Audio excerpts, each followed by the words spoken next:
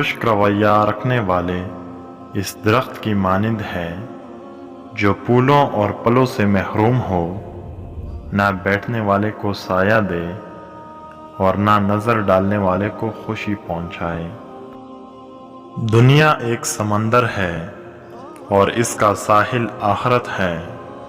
اس میں پار لگنے کے لیے کشتی تقویٰ ہے اور انسان اس کشتی کا مسافر ہے۔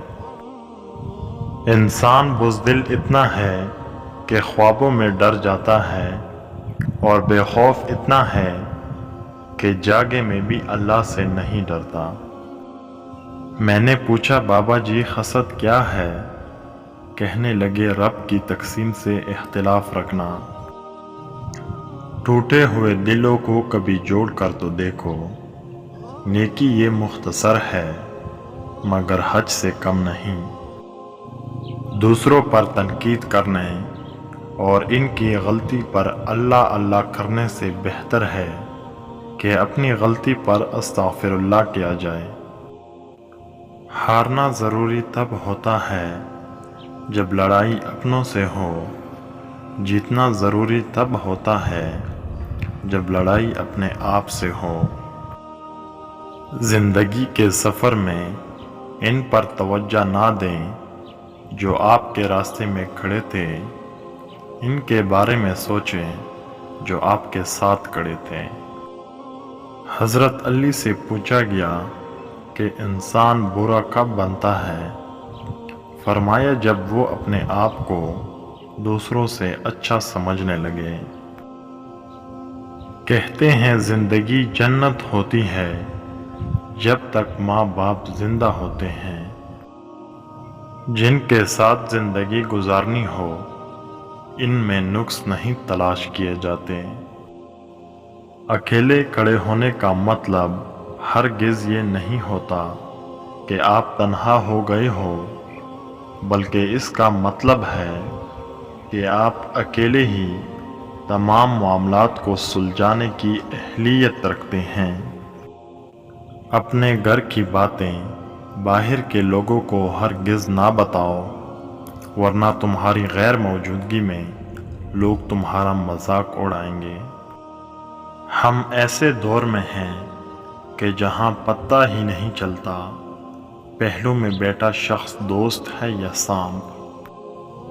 زندگی بہت تھوڑی سی ہے، کسی سے نفرت یا کسی کا برا سوچ کر شاید ہم اپنی انا کی تسکین تو کر لیں گے، مگر یقین جانیے ہمارے اندر کا انسان کبھی خوش نہیں رہ پائے گا۔ جب آپ ایک اچھی گاڑی چلا رہے ہوتے ہیں تو کوئی آپ کی ڈگری نہیں پوچھتا ہے، اس لیے زندگی میں اگر اپنی پہچان بدلنی ہے تو اپنے حالات بدلنے کی کوشش کرو۔ آپ کے راستے میں کس طرح کی مشکلات آئیں گی یہ آپ کے ہاتھ میں نہیں ہے، لیکن ان مشکلات سے نکلنا کیسے ہے یہ آپ کے ہاتھ میں ہی ہے۔ ایسا مت دیکھو کہ کوئی تمہارے ساتھ مخلص ہے یا نہیں، تم خود ہر رشتے کے ساتھ مخلص رہو۔ اگر کوئی تمہارے ساتھ منافقت کرے گا تو وہ اس کا صلہ اللہ تعالیٰ سے پالے گا اور تمہیں تمہاری سچائی اور مخلصی کا اجر بھی اللہ تعالیٰ دے گا۔ زندگی ہمیں کبھی بادشاہ ہونے نہیں دیتی کہ سب کچھ عطا کر دے، زندگی ہمیں فقیر ہی رکھتی ہے، کسی نہ کسی شے سے محروم تو کسی نہ کسی شے کے لیے ترستا ہوا۔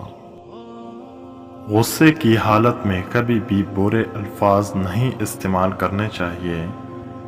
تھوڑی دیر میں آپ کا غصہ تو ٹھیک ہو جائے گا، لیکن کسی کو آپ کے لفظوں سے لگے زخم شاید تمام عمر نہ ٹھیک ہو سکے۔ خواب ستاروں کی طرح ہوتے ہیں، آپ ان کو چھو تو نہیں سکتے، لیکن اگر آپ ان کے پیچھے چلیں گے تو وہ آپ کو آپ کی منزل تک لے جائیں گے۔ ہمیشہ یاد رکھنا کہ گرنا اہم نہیں ہے، گر کر اٹھنا اہم ہے۔ اہم یہ نہیں کہ آپ کتنی بار گرتے ہو، بلکہ اہم یہ ہے کہ آپ اٹھنے میں کتنی دیر لگاتے ہو۔ لوگ بھی کتنے عجیب ہیں، آرام کی آرزو میں بے آرام ہوتے رہتے ہیں، اور اس چیز کی کبھی پرواہ مت کرنا کہ کوئی تمہاری برائی کر رہا ہے، کیونکہ برائی وہی کرتا ہے جو برابری نہیں کر سکتا۔ آنکھیں، ناک، کان، منہ بے شک بند رکھیے، لیکن اپنے دل کو قفل مت لگائیں۔ دل انسان کے جسم میں قطب نما ہوتا ہے، یہ منزل کی جانب جانے والے راستے کی رہنمائی کرتا رہتا ہے، اس کی رہنمائی کو ہمیشہ ترجیح دیں۔ اللہ تعالیٰ کے راستے میں خوش قسمتی سے چل پڑے ہو تو تیز بھاگو۔ تیز بھاگنا اگر کسی وجہ سے مشکل ہے تو آہستہ بھاگ لو۔ تھک گئے ہو تو چل لو، یہ بھی نہیں کر سکتے تو گھسٹ لو، مگر واپسی کا کبھی نہ سوچنا۔ اپنی خوشی کا آغاز باپ کو گلے لگا کر کریں۔ یاد رکھیے، باپ بوڑھا ہو کر نہیں مرتا، اکیلا ہو کر مرتا ہے۔ نصیب کا لکھا مل کر ہی رہتا ہے، کب، کہاں، کیسے، یہ سب میرا رب جانتا ہے۔ تعلق بے رزق کی طرح ہوتا ہے، بدنیتی آ جائے تو برکت ختم ہو جاتی ہے۔ خوش رہنے کا سب سے اچھا طریقہ یہ بھی ہے کہ جہاں لگے کہ آپ کی جگہ نہیں، وہاں خاموشی سے خود کو الگ کر لو۔ اگر آپ کو لگتا ہے کہ آپ کسی ایسے شخص کے لیے اہم ہیں جس سے زیادہ اہم آپ کے لیے کوئی نہیں، تو ابھی اور اسی وقت ایک زوردار تھپڑ اپنے منہ پر مار کر خود کو ہوش میں لائیں، اس سے پہلے کہ وہی اہم شخص پہلے آپ کو آپ کی اوقات یاد دلائے۔ دل کے دروازے کبھی مکمل بند نہ کرو۔ غلطیاں انسانوں سے ہی ہوتی ہے، کیونکہ بعض لوگ واپس لوٹنا بھی چاہتے ہیں تو انہیں دروازے ہمیشہ بند ہی ملتے ہیں۔ انسان جب اندر سے ٹوٹ جائے تو کسی بھی ماحول میں خوش نہیں ہوتا، چاہے آس پاس کتنی محبت اور احساس کرنے والے لوگ کیوں نہ ہوں۔ عورت مرد کے اندر ہمیشہ ایک چیز تلاش کرتی ہے، اور وہ ہے خود اپنی خوشبو۔